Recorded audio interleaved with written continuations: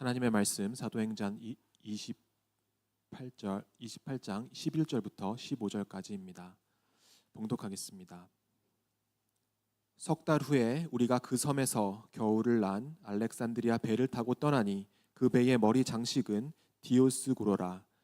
수라구사에 대고 사흘을 있다가 거기서 둘러가서 레기온에 이르러 하루를 지낸 후 남풍이 일어나므로 이튿날 보디올레에 이르러 거기서 형제들을 만나 그들의 청함을 받아 이레를 함께 머무니라.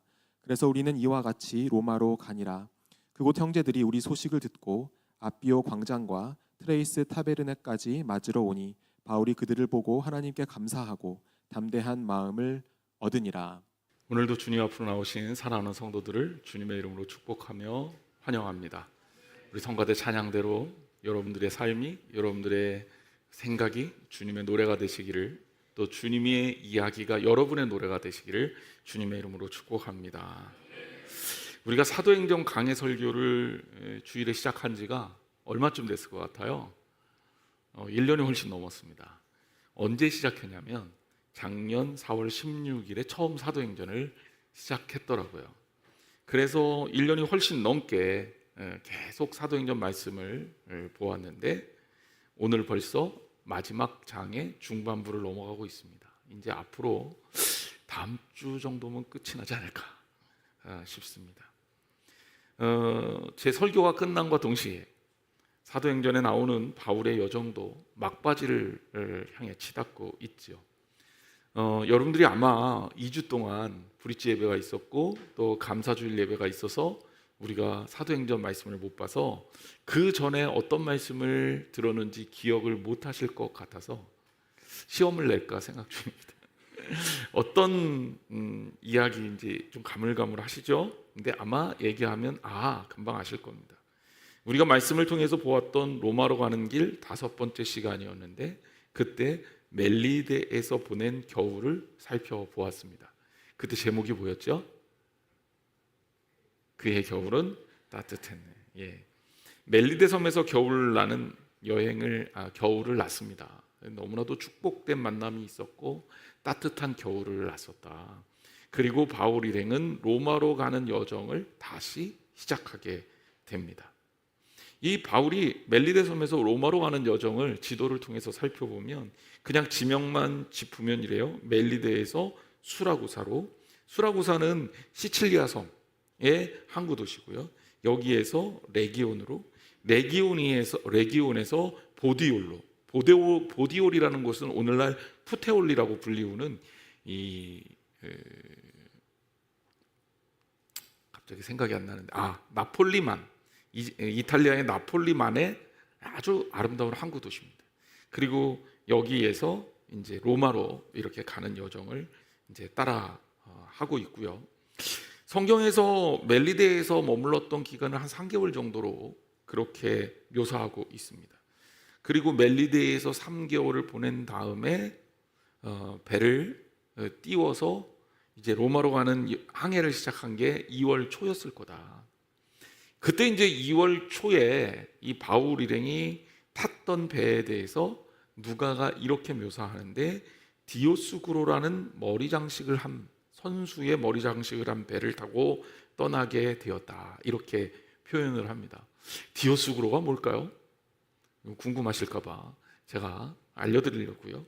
디오스구로는 제우스의 쌍둥이 아들 카스토르와 프룩스라고 하는 신을 말하는 것이고, 이들을 이제 조각을 한 거니까 뭐 저렇게 해놓긴 했지만 저랑 다를 수가 있어요. 선수의 저런 어떤 장식을 달고 항해를 했을 거다. 그러면 왜 디오스구로라는 이 배가 배가 아니죠. 그 신들이 선수의 조각이 돼 있을까? 그 이유는 폭풍을 만났을 때 가지는 행운을 상징하는 신이에요. 그러니까 배를 타는 사람들이 제일 좋아하는 신이 바로 디오스구로, 즉 이 카스토르와 프룩스라는 이 제우스의 아들들인 신을 좋아한답니다. 그리고 이 신들이 이제 비유가 되는 게 저 쌍둥이 자리, 별자리. 쌍둥이 자리 들어보셨죠? 쌍둥이 자리, 별자리에 배경이 되는 그런 어떤 신화입니다. 이게 중요하냐? 아니요, 하나도 안 중요해요. 그럼 왜 했느냐? 궁금하실까 봐 했어요. 별로 중요하지 않지만 성경에 디오스구로라고 나오니까 제가 설명을 해드린 거예요. 어쨌든 하나도 중요하지 않은 이 얘기 성경에 나오고, 그리고 이 선수의 이런 장식을 한 배가 이 배의 특징이었던 걸로 보여요. 그렇게 멜리데에서 무난하게 시칠리아에 있는 항구 도시인 수라구사로 항해를 합니다. 수라구사에 3일을 있다가 레기온으로 다시 항해를 하고, 레기온에서 하루만 보내고요. 그 다음에 남풍을 타고 나폴리만에 있는 보디올에 이르게 됩니다. 자, 성경에 보디올이라고 돼 있어요. 그래서 보디올 이렇게 검색하면 안 나와요. 왜냐하면 이 항구 이름은 오늘날 여기를 푸테올리라는 이름으로 부르고 있기 때문입니다. 레기온에서 보디올까지 사실 짧지 않은 항해입니다. 290km 정도 되는데, 이것을 엄청나게 당시 기준으로 빠른 속도인 이틀 만에 주파를 해낸 거죠. 그러니까 남풍이 굉장히 순풍으로 불었던 것으로 알려져 있습니다. 이 푸테올리라는 항구 도시가 너무너무 예뻐요. 그래서 우리 교인들과 같이 보려고 제가 사진을 가져왔습니다. 이렇게 아름답습니다. 나폴리 근처예요. 이집트의 나폴리가 또 세계 3대 미항 중에 하나 아닙니까? 그러니까 너무너무 아름다운데 그 근처에 있는 항구 도시니까 비슷한 경치를 가지고 있죠. 바울이 보디올에서 얼마를 있었냐? 일주일을 있었거든요. 일주일을 있었는데 거기서 바울이 형제들을 만납니다. 형제들이란 어떤 사람들일까? 바로 크리스찬들을 말하는 거예요. 일주일 동안 바울이 보디올의 크리스찬들과 함께 교제를 나눈 뒤에 바울 이론은 이제 배를 안 타고 육로로 로마로 가는 마지막 여정을 갖게 되는데, 근데 로마의 크리스찬들이 바울을 마중을 나와요. 참 이것도 감격적인 장면입니다. 앞비오 광장과 트레이스 타베르네까지 마중을 나왔다. 여기 거리가 생각보다 그렇게 가깝지 않아요. 꽤 먼 거리입니다. 수도권 외곽까지 마중을 나온 거예요. 그리고 바울을 호위해서 함께 로마로 가게 됩니다. 이게 이제 오늘의 본문입니다.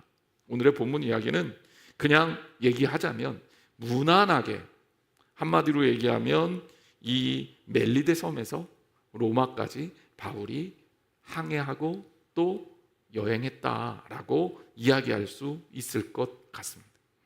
사실 코로나 전에 제가 전에 목회하던 교회에서 이 멜리데 섬에서 로마까지의 여정을 성지순례로 가려고 계획을 다 짜고 진행을 하려고 했었어요. 5월 달에. 그런데 코로나가 4월 달에 터져서 못 갔습니다. 이제 저한테는 좀 그런 기억이 있는 그런 어떤 여정입니다. 그럼 오늘 본문에 우리에게 주는 항해, 이 교훈이 어떤 것들이 있을까? 먼저 첫 번째 우리가 살펴볼 게 있습니다. 그것은 바로 이 항해가 무난했다는 거예요. 무난했다? 그냥 무난했어. 그냥 여기서 끝낼 수 있는데 이 무난한 항해가 주는 메시지가 있다는 거예요. 본문을 보면 사실은 짧지 않아요.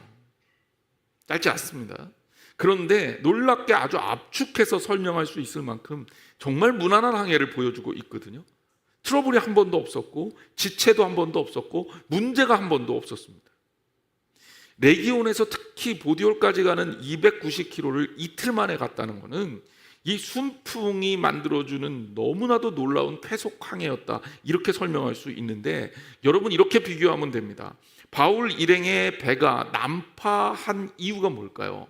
미항에서 묵은 다음에 미항에서 베닉스까지 가려고 하다가, 그러니까 바울은 미항에서 머물러서 겨울을 보내자고 했고, 선장과 선주들 그 이야기는 대부분 사람들은 그럼 베닉스로 이동해서 겨울을 보내자고 했고, 백부장이 선장과 선주 말을 듣고 이동하러 베닉스로 이동하다가 바람을 만나서 난파하게 된 거거든요. 그럼 미항에서 베닉스까지 거리가 얼마냐? 65km밖에 안 돼요. 65km밖에 되지 않는 이 길을 가려다가 배가 난파했는데 290km니까 65km에 비교하면 몇 배입니까? 한 4배 반 정도 될까요? 이 정도 되는 거리를 이틀 만에 아주 무난하게 회속 항해를 합니다. 여러분, 짧은 거리를 너무너무 힘들게 결국은 도달을 못하고 배가 난파하고 뭐 배 깨지고 짐 다 잃어버리고 죽을 뻔하고 이런 항해가 일어났던 게 65km의 그 항해였고, 무난하게 290km는 불과 이틀 만에 갈 수 있었던 이유가 무엇이었을까요? 이 차이가 무엇이었을까요? 미항에서 베닉스까지는요, 이 항해는 인간의 욕심이 만들어낸 항해였다, 이렇게 얘기할 수 있습니다. 그리고 오늘 본문의 무난한 항해는 하나님의 섭리에 의해서 이루어진 항해였다. 제가 로마로 가는 길 첫 번째 시리즈를 시작할 때 이야기했습니다. 그러면서 반복해서 말씀드렸습니다. 이 여정은요, 사람이 아니라 하나님이 이끄시는 여정이다. 그래서 일행은 배가 아니라 무엇에 탄 것이다? 방주에 탄 것이다. 방주의 주도권은 누구에게 있다? 하나님께 있다. 그렇게 하나님께서 바울 일행을 멜리데에서 로마까지 이끌어 주셨다는 것을 말씀드리려고 하는 거예요. 우리 인생을 놓고 생각해 보십시오. 우리 인생이 잘 나갈 때가 있어요. 성공적일 때가 있어요. 순탄할 때가 있어요. 또 그런가 보면 또 가다가 어려움을 직면할 때가 있어요. 문제가 큰 위기가 닥칠 때도 있어요. 정말 어떻게 해야 되나 절망 가운데 빠질 때도 있습니다. 그럼 왜 우리의 인생은 그럴까? 솔로몬이 이런 이야기를 전도서에서 합니다. 전도서 7장 14절 말씀입니다. 우리 같이 한번 읽어볼게요. 시작. 형통한 날에는 기뻐하고 곤고한 날에는 되돌아보아라. 이 두 가지를 하나님이 병행하게 하사 사람이 그의 장래일을 능히 헤아려 알지 못하게 하셨느니라. 아멘. 형통할 때는 어떻게 하라고요? 기뻐하고, 곤고할 때는 어떻게 하라고요? 되돌아보라. 우리 인생을 바라보면서 하나님께서 이것들을 병행하게 하셨다는 그 진리를 깨달으라는 거예요. 그리고 우리는 장래일을 알 수가 없습니다. 다시 말하자면 우리가 순조로움과 무난한 삶을 살고 있다 그러면 그 삶 속에서 기쁨과 감사를 통해 하나님께 영광을 돌리고, 고난과 곤고 가운데 예측 못할 위기를 만나게 된다면 하나님 앞에서 나를 좀 돌아보고 하나님과의 관계를 새롭게 아름답게 정립해 가라는 거예요. 좋든 싫든, 좋은 일이 있건 나쁜 일이 있건, 무난한 항해든 역경 가운데 항해든, 형통하든 또 어려움이 있든 그 가운데서 우리에게 제일 중요한 건 뭐다? 하나님과의 관계라는 거예요. 하나님과의 관계가 건강해야 바로 우리의 삶에 어려울 때 그 어려움을 이길 수 있는 힘이 있고, 형통할 때 교만하지 않고 오히려 감사할 수 있는 믿음을 갖게 되는 거예요. 사랑하는 성도 여러분, 주님과 온전한 관계를 통해 온전하게 주님께 영광 돌리고 여러분의 삶 가운데 하나님이 이끌어 주시는 은혜와 축복이 넘치시기를 주님의 이름으로 간절히 축복합니다. 두 번째는 이 만남이 이끌어주는, 정말 축복된 만남이 주는 어떤 그 의미와 교훈에 대해서 좀 생각해 봤으면 좋겠어요. 저는요, 본문을 읽으면서 아주 오늘 본문에 인상적인 장면이 있었는데, 사실 본문은 그냥 읽으면 그냥 쭉 넘어가는 본문이에요. 불과 1, 2분 사이에도 읽을 수 있는 그런 본문이죠. 그런데 오늘 본문이 저한테 인상적이었던 거는 바울이 로마로 가는 과정에서 크리스찬들이 바울을 마중 나와서 함께 교제했다는 겁니다. 자, 어디에서 먼저 만나요? 보디올에서 일주일 동안 교제하고 위로받고 나누고 소통했어요. 그리고 바울이 로마로 가는 그 도중에 그 광장에서도 그리고 그 성도들이 마중 나왔어요.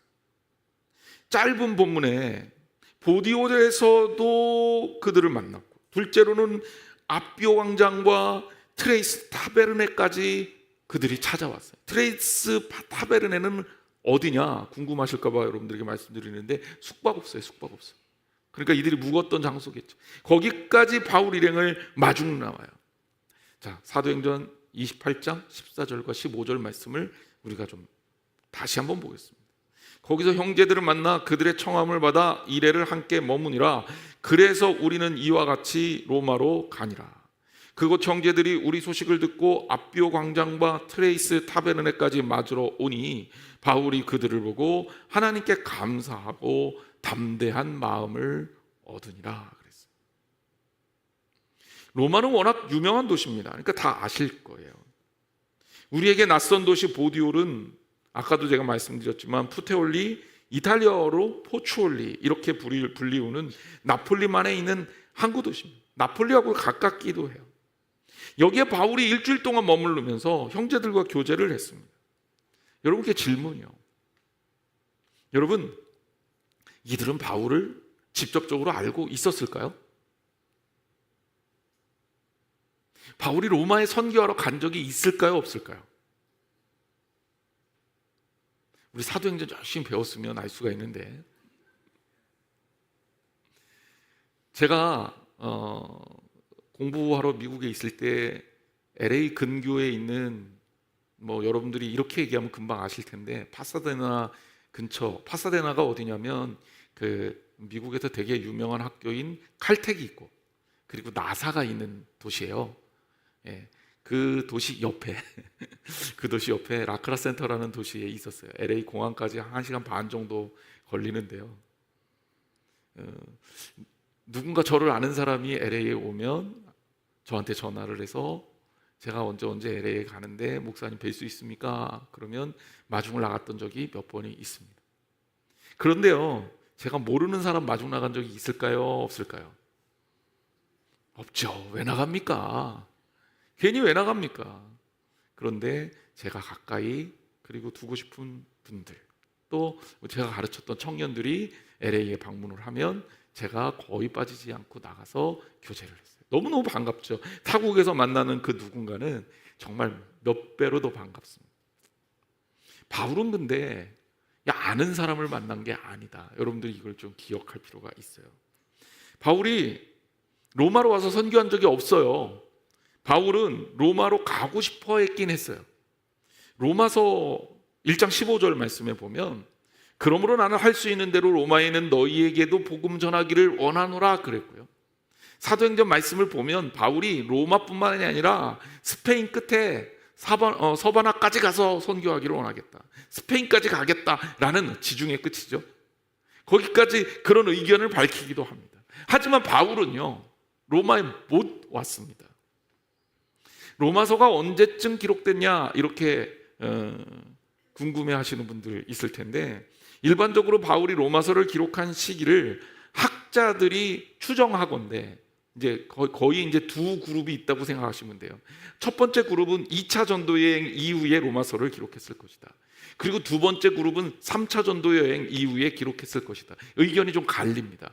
그래 봐야 연도 차이는 얼마 안 나요. 일찍 잡아봐야 54년경이고요. 늦게 잡아봐야 58년경입니다.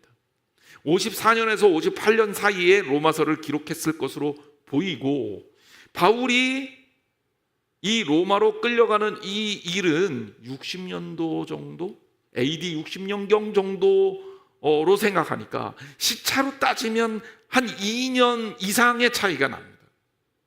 로마서를 기록했을 때 바울이 로마에 들렸다라는 장면은 전혀 없습니다. 다만 로마서를 썼다는 얘기는 뭐냐면 로마에 이미 크리스찬 공동체가 형성되어 있었다는 얘기고, 바울이 직접 복음은 전하지 않았지만 복음은 들어갔었다는 얘기고, 거기에 누군가가 복음을 전해서 그들 사이에 예수 믿는 사람들이 있었다, 그리고 그들 나름대로 공동체 생활을 했었다라고 볼 수 있습니다. 그리고 이 또 자료들을 연구해 보면 이 푸테올리, 즉 보디올에 당시 유대인 식민지가 있었대요. 그러니까 여기에 유대인들이 모여 사는 그런 어떤 곳이 있었고, 이곳에서 역시 기독교 공동체가 형성이 되고 있는 것. 자, 크리스찬들 입장에서 생각해 볼게요. 로마에 있는 크리스찬들 입장에서, 이탈리아에 있는 크리스찬 입장에서 로마서라는 바울의 그 기가 막힌 편지가 로마 교회 교인들에게 전달이 됩니다. 로마 교회 교인들은 오늘날 봐도 너무나도 명작인 로마서를 보면서 은혜를 너무너무 많이 받았을 거예요. 그리고 그 편지를 보내준 바울에 대해서 고마운 마음이 있었겠죠. 그리고 그뿐 아니라 그 편지를 읽고 필사해서, 초대교회 때 다 그렇게 했습니다. 인쇄술이 발달되지 않았기 때문에 필사해서 보디올에 있는 기독교 공동체에도 전달됐을 가능성이 많아요.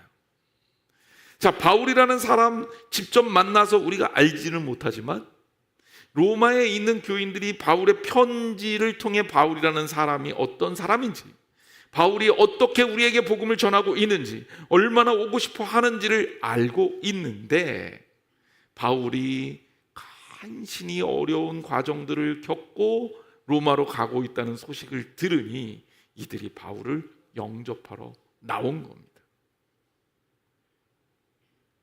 바울의 편지를 읽고 감사하고 감격하면서 예수 그리스도를 믿는 믿음의 공동체라는 그 테두리 안에서 이 만남이 이루어지고 있다는 거예요. 자, 이게 바로 크리스찬이다. 제가 이렇게 얘기하고 싶은 겁니다. 바울에게 예수 그리스도 안에서 마음과 마음이 만나 서로에게 가장 큰 힘이 되어준 순간이었던 거죠. 우리 광고 영상 봤지만 지난 수요일에 우리 교회가 필리핀 열방성교교회 형제자매들을 만나서 행복한 시간을 가졌습니다. 사실은 우리가 최선을 다해서 대접했죠. 원래는 15명 정도 나오기로 했었는데 이 비자가 리젝되는 바람에 우리 어린 학생들밖에 못 나와서 총 이제 6명, 선교사님까지 6명이 저희 교회에 방문을 했습니다. 우리 여선교회에서요, 음식을 정성껏 대접하고요, 우리 여성교회 임원들 감사합니다. 그리고 우리 성도들 가정의 일부는 이 친구들 데리고 가서 또 재워줬어요. 홈스테이를 해줬죠.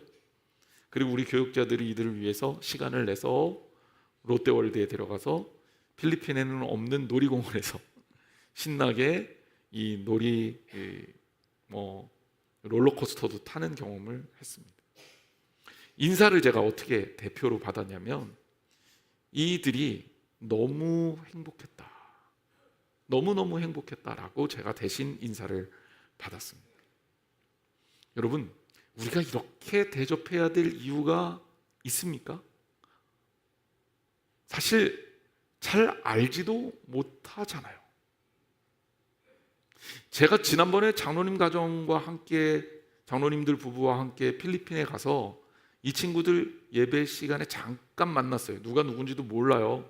제가 개인적으로 아는 것은 선교사님과 같이 오신 여자 목사님 이분밖에 모르는데, 하지만 우리는 예수 그리스도를 믿는 그 믿음 안에서 공동체 의식을 가진 거예요. 그러니까 우리가 필리핀에 갔을 때 그들에게 은혜를 받았고, 또 우리 교회에 와서 함께 예배드리며 또 이렇게 행복한 시간으로 맞이하게 된 거죠.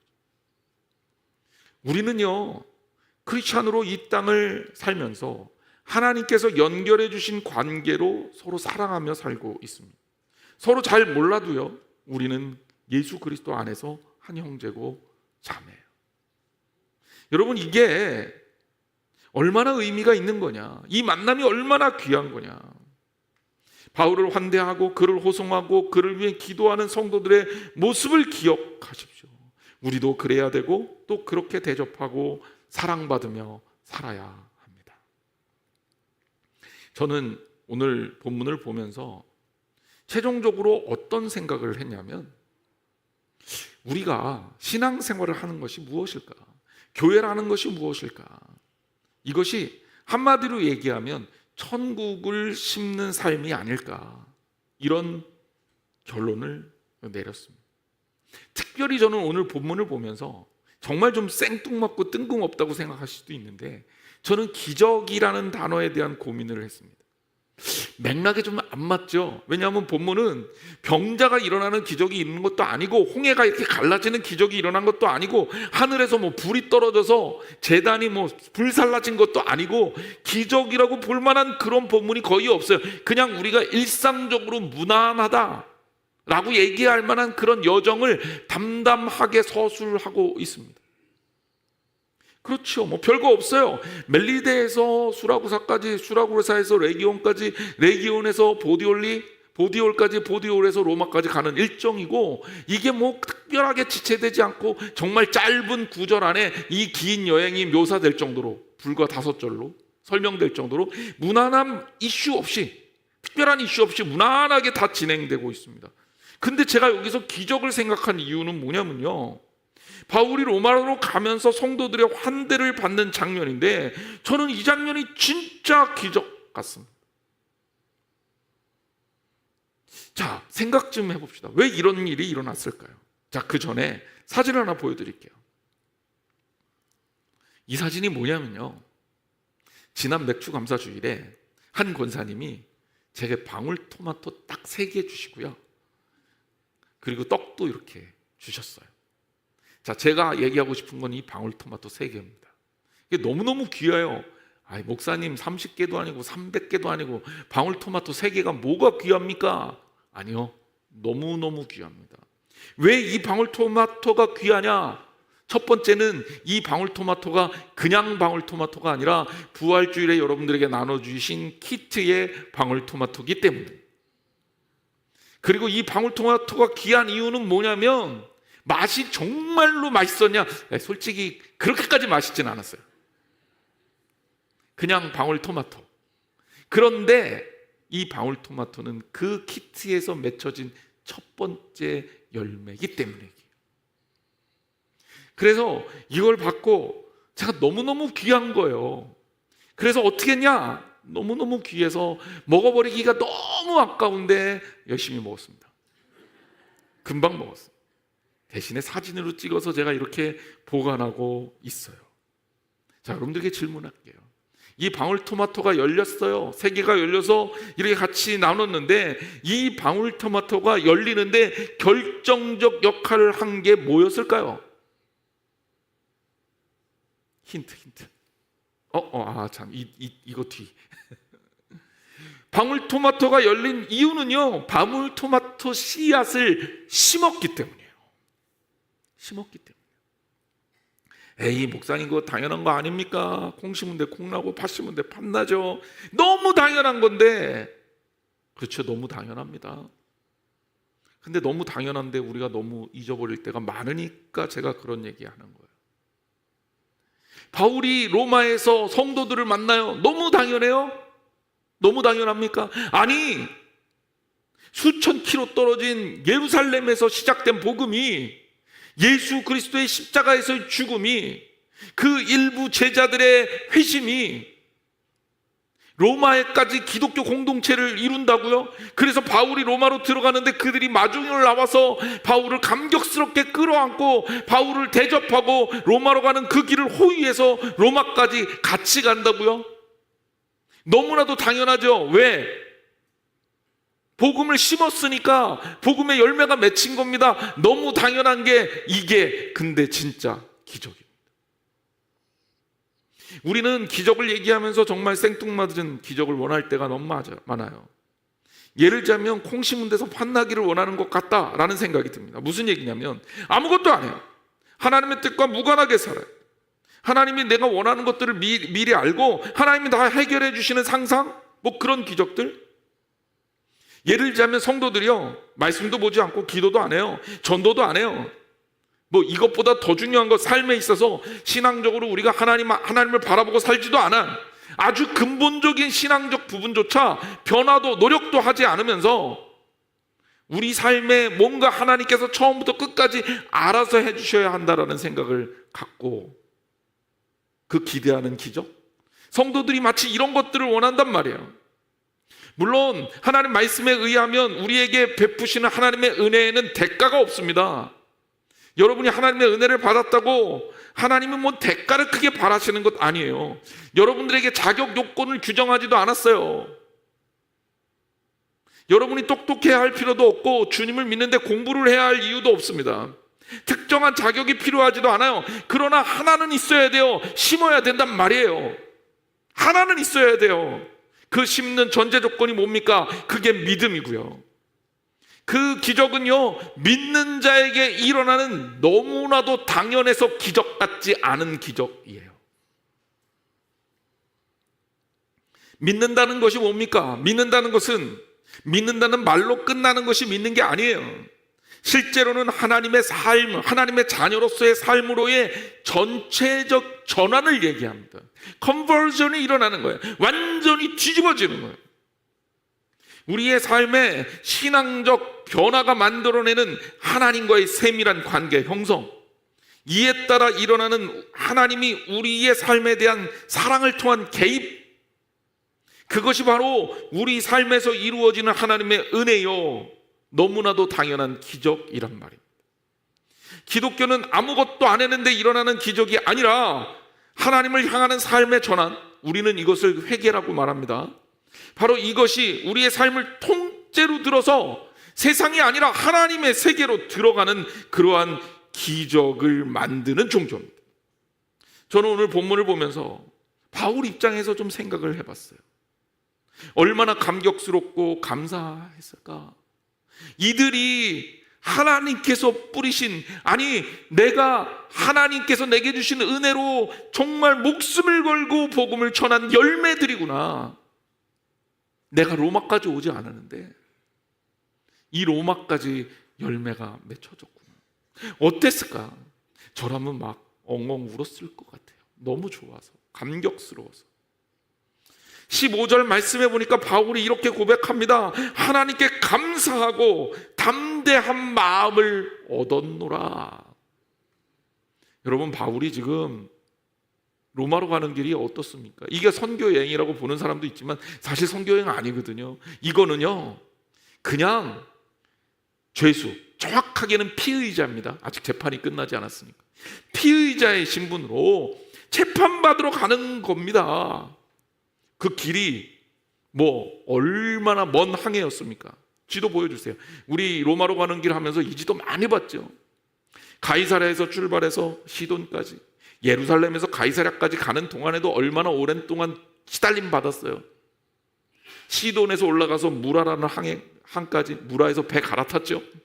무라에서 갈아타서 어디로 갑니까? 리도로 가다가 거기서 북서풍을 만나서 배가 떠밀려 갑니다. 막 떠밀려 가요. 원래 그레데섬 북쪽, 크레타섬 북쪽으로 항해가 돼야 되는데 그러질 못하고 바람에 못 이겨서 간신히 섬을 방패 삼아서 돌아서 도착한 곳이 어디예요? 미항입니다.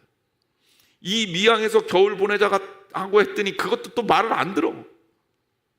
그 말 안 듣고 어떻게 됐습니까? 베닉스로 갈라 그러다가 배가 막 엉망이 된 거예요. 가지고 있던 것들 다 바다에다 버렸죠. 배의 도구도 버렸죠. 배는 이제 배구실도 못해요. 돛도 다 꺾였어요. 이제 죽을 날만 기다리고 있는데 하나님의 은혜로 멜리데 섬에 도착합니다. 이 멜리데 섬에 도착해서 겨울에 생각해 보십시오. 바울은 독사에도 물렸었어요. 겨울을 보내야 되는데 낯선 곳에서 겨울을 보내면 어떻게 돼요? 다 죽어요. 그런데 원주민들의 도움을 얻어서 3개월을 따뜻하게 보내고 회복해서 이들이 다시 로마로 향해 갑니다. 하지만 로마로 가면서 바울은 기대와 걱정이 동시에 있었을 거예요. 기대는 어떤 기대가 있었겠습니까? 내가 로마로 가면 그래도 복음을 증거할 수 있지 않을까라는 기대가 있었을 거예요. 걱정이 있었어요. 죄인이에요. 죄수란 말이에요. 피의자예요. 재판받아야 됩니다. 우리 재판받는 게 얼마나 힘들고 고통스러운지 얘기들 많이 하잖아요. 다 삶이 피폐해지고 망가집니다. 바울이 뭐가 있습니까? 낯선 곳에 와서 재판받아야 돼요. 그런데 이 재판받기 위해서 가는 이 길에 성도들의 필요가 있어요. 그곳에서 만난 이들은 바울을 뜨겁게 환영합니다. 바울은 아마 이들을 만나고 과거의 자신의 삶을 되돌아봤을 거예요. 얼마나 하나님께서 그와 함께 하셨는지, 그가 얼마나 복음을 최선을 다해 심었는지, 유대인들에 의해서 핍박당했던 것도, 도망당했던 것도, 죽을 뻔한 것도, 돌에 맞았던 것도 생각을 했을 겁니다. 하지만 그래도 바울은 최선을 다해 복음을 향해 나아갔잖아요. 그 결과가 로마에 있는 이 열매들이, 하나님께서 이루신 기적들이 보디올에서 하나님의 가족들, 성도로서, 형제로서 만나고, 그리고 이들이 게다가 먼 데까지 와서 바울을 환영해주고 있는 겁니다.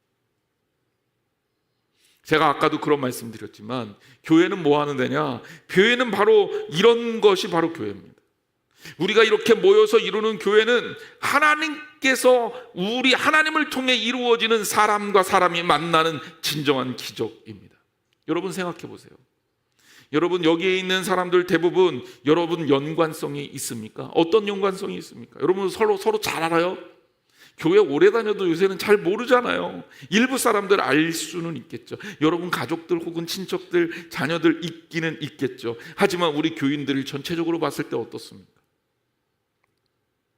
나랑 모르고 살아도 아무 상관없던 사람들 아닙니까? 아니 하다못해 여기 있는 이 목사도요. 제가 농담처럼 얘기하지만 저 진짜 석계 여기 강북에 있는 줄 몰랐어요. 왜냐하면 제가 강북은 잘 안 다녀서. 그런데 여기까지 이끌어주시는 하나님의 은혜가 있었으니까 제가 이 자리에 있는 거 아니에요? 여러분과 제가 이렇게 만나서 함께 예배드리는 게 기적 아니에요? 아무런 연관성 없는 우리들이 이 자리에서 함께 모여서 하나님을 찬양하고 말씀 듣고 사랑하는 공동체를 이루고 있다는 것이 복음으로 이루어진 기적 아니냐는 겁니다. 저는 취임 예배 때부터 늘 반복적으로 이 얘기는 합니다. 교회는요 마주보는 곳이 아니다. 마주보면요 시험 들어요. 왜? 처음에는 좋게 보이다가 나중에는 자꾸 흠이 잡히거든. 아, 저 사람은 왜 그래? 저 성도는 왜 그래? 아유, 목사님은 왜 그래? 마주보면 그런 생각이 자꾸 드는 거예요. 근데 교회는요 마주보는 게 아니라 함께 하나님 나라를 바라보고 나아가는 겁니다. 바울에게 로마는 끝이 아니에요. 하지만 공간적으로는 바울 선교의 마지막 공간으로 로마가 끝이 되어 버렸습니다. 그러나 바울은 이곳에서 하나님의 은혜와 섭리, 기적을 느끼고 있는 거예요. 하나님이 그 바울을 통해서 일하셨고 또 일하실 것입니다.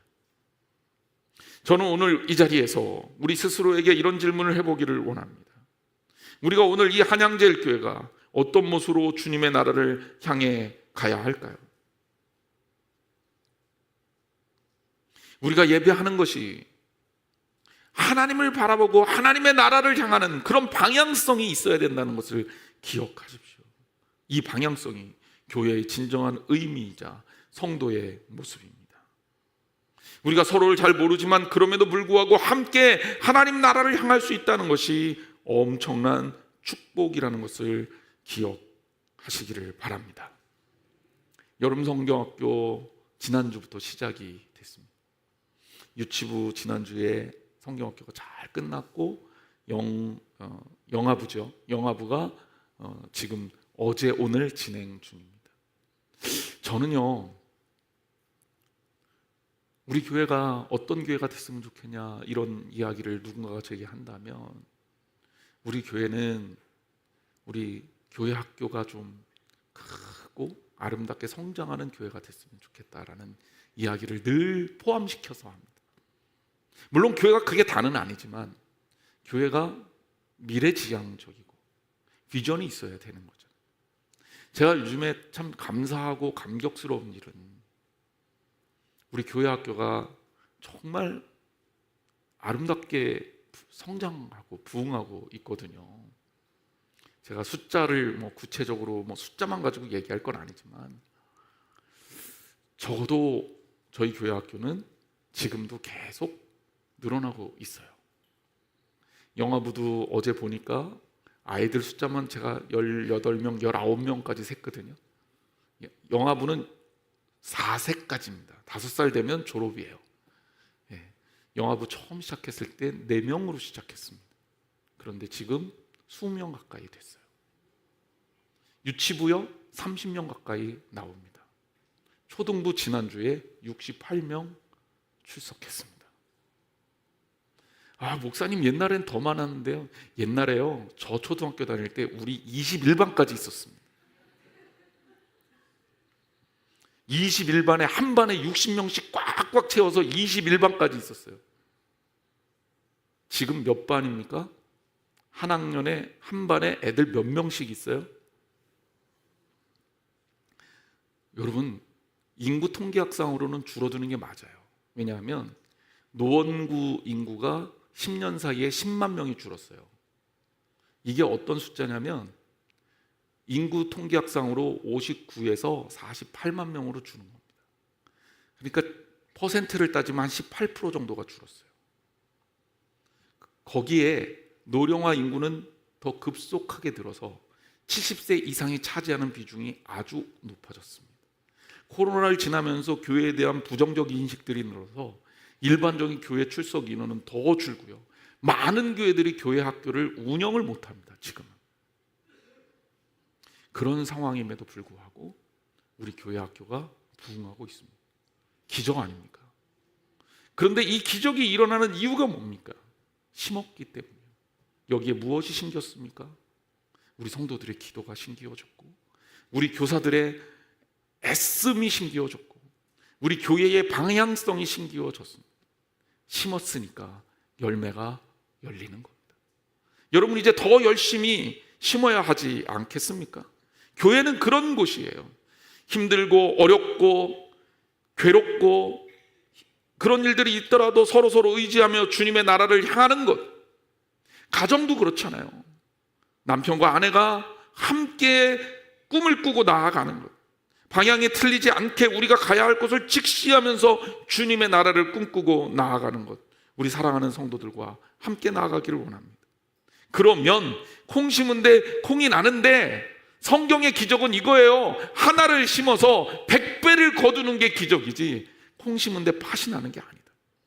주님의 핏값으로 세우신 교회가 믿음으로 복음이라는 콩을 심으면 하나님이 이루신 아름다운 교회가 성장하고 부흥하는 역사가 일어난다는 것. 그게 기적이라는 거예요. 다시 한번 말하지만 하나님의 기적은 우리가 하나님 나라를 향해 온전하게 신앙적으로 바로 서게 되면 일어납니다. 달란트 비유에서 예수님 말씀하셔요. 너희들 이 주인이 심지 않은 데서도 거두는 줄 아느냐? 그렇지 않다. 여러분, 우리 주님은 심는 곳에 역사를 일으키시는 분입니다. 여러분, 기적을 바랍니까? 믿음을 심으십시오. 하나님 나라를 꿈꾸며 열심히 복음을 심으십시오. 여러분의 삶의 변화를 원합니까? 하나님께 주시는 능력과 축복을 원합니까? 주님을 바라보며 주님의 나라를 꿈꾸고 최선을 다해서 복음을, 믿음을 심는 저와 여러분이 되시기를 주님의 이름으로 축원합니다. 그러면 하나님께서는 반드시 우리의 삶에 새로운 역사와 장을 열어주시고 하나님께서 갚아주시고 일으켜주셔서 우리가 상상도 못했던 그 역사를 우리의 삶에 풍성하게 이루실 줄 믿습니다. 기도하겠습니다.